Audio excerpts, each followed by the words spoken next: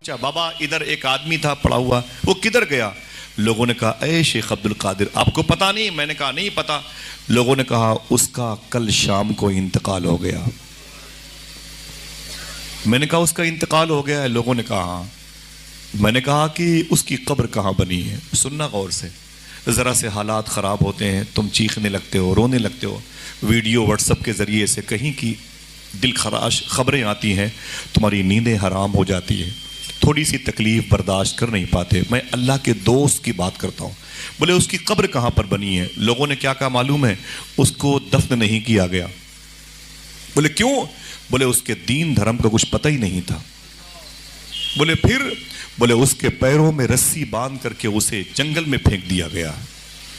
अल्लाह के वली की बात हो रही, उसके पैरों में रस्सी बांध करके उसे जंगल में फेंक दिया गया। कैसे उसे दफन करता? उसके बारे में उसका बायोडाटा किसी को इल्म नहीं था। इश्क इंसान को कलंदर बू अली करता है, इश्क पागल नहीं पागल को वली करता है। दोस्तों, मेहनतें करनी पड़ती हैं, कुछ दिक्कतों का सामना करना पड़ता है, कभी पेट की आग को बुझाने के लिए भी भूखा रहना पड़ता है। ये नहीं है कि आप गोश्त खा के हड्डियाँ हिंदुओं के दरवाज़ों पर फेंक दें और कहें मैं आशिक हूँ। ये नहीं है कि आप अपने ब्रांडेड जूते पहन कर के किसी गरीब की टूटी हुई चप्पल का मजाक उड़ाएं और ये कहें कि मैं आशिक हूँ। ये नहीं कि अपनी गाड़ी में इतनी आवाज़ सलेंसर में कर दें कि यतीम बच्चों को नींद ना आए। ये नहीं कि किसी बूढ़े की नमाज़ पढ़ने के पहले नमाजी के नमाज मस्जिद में जाने के बाद उसकी लाठी गायब कर दें, उसके चप्पल जूते गायब कर दें, उसकी गुर्बत का मजाक उड़ाइए। इश्क नहीं है, इश्क कुर्बानी मांगता है। सरकार गौस आज़म से पूछा किसी ने, हुजूर किस घर के लोगों को गरीबी का सामना करना पड़ता है? किस घर के लोग गरीब होते हैं? सब सुने, अपनी बहन बेटियों को बताएं किस घर में गरीबी आती है। सरकार गौस आज़म फरमाते हैं जो अकेले खाने का आदी होता है उसके घर में गरीबी आती है। कभी चाय पिला दिया करो, कभी फजर के बाद नमाजियों को अपने घर ले आया करो, कभी असर के बाद इमाम और मौज़िन को अपने घर लेके चले आया करो, इंशाअल्लाह बोले। कभी कोई खुशी की खबर आए तो 10 रुपए का पार्ले बिस्कुट कुत्तों को खिला दिया करो।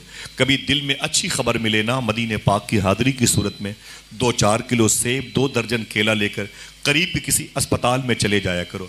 तुम टोपी लगा के वहाँ के गरीबों को, मरीजों को तुम नाश्ते का इंतज़ाम करोगे, वो तुम चले आओगे, वो तुम्हें नहीं जानते लेकिन नबी को जानते हैं। वो लोगों से कहेंगे मुसलमान आए थे और हमारी भूख मिटा के गए हैं, मुसलमान आए थे हमारी प्यास मिटा के। कभी चाय के पैसे लेकर के आप दवाइयाँ भी खाते हैं। घरों के दरवाजे इतने मोटे हों कि फकीरों की सदाएं अंदर न जाने पाएं, उस घर के बच्चे बड़े बीमार रहते हैं। जिस घर के दरवाजे पर कुत्ते भूखे सोते हैं उनकी अल्लाह। सरकार गौस आज़म फरमाते, मैंने कहा कहाँ है? बोले उसके पैर में रस्सी बांध के खींच के फेंक दिया गया। अल्लाह का वली। सरकार गौस आज़म फरमाते, मुझे जलाल आ गया। मैं उस जलाल की कैफियत में आगे बढ़ा। जब गया तो मैंने क्या देखा? उसकी लाश पड़ी हुई थी। किसकी बात हो रही है? आम मुसलमान नहीं, अल्लाह के वली की बात हो रही। फरमाते उसकी लाश पड़ी हुई थी और उसकी लाश को चील कौवे नोच नोच के खा रहे थे। आप अपने घर के मुर्दों के जिस्म पर मक्खी नहीं बैठने देते। वो वली किस आजमाइश से गुजर रहा है कि उसकी लाश को चील कौवे नोच के खा रहे थे। सरकार गौस आज़म फरमाते, मैंने कहा ओ मर्दे कलंदर, उस लाश से मुखातिब हुए, ओ अल्लाह के वली, ये क्या तरीका है? तुमने कल कहा था कल आओगे तो जवाब मिल जाएगा और तुम रात ही में निकल लिए। वली झूठा नहीं होता, वली वादा खिलाफ नहीं होता, वली वादा शिकर नहीं होता, वली वादे से मुकरता नहीं है। तुम कैसे वली हो? बुला के निकल लिए। नोची हुई लाश से सरकार गौस आज़म से उस नोची हुई लाश ने कहा, ए शेख अब्दुल कादिर, मैंने तुमसे कहा था तुम आओगे कल तुम्हें जवाब मिल जाएगा। ये बताओ तुम्हारा सवाल क्या है? गौस पाक फरमाते हैं, ये तो बताओ कि तुम ऐसे पड़े हो, तुमने अल्लाह से कुछ मांगा नहीं? तो उस दरवेश ने कहा, मैं अल्लाह का दोस्त हूँ, मैं आजमाइश के दौर से गुजर रहा हूँ, न किसी की आँख का नूर हूँ, न किसी के दिल का करार हूँ, जो किसी के काम न आ सके वो मैं एक मुश्ते गुबार हूँ। पे फातिहा कोई आए क्यों, कोई आके शम्मा जलाए क्यों, कोई 4 फूल चढ़ाए क्यों, मैं तो बेकसी का मज़ार हूँ। मैं आजमाइश पे मुझे सब्र हुसैन का फैज़ मिला है।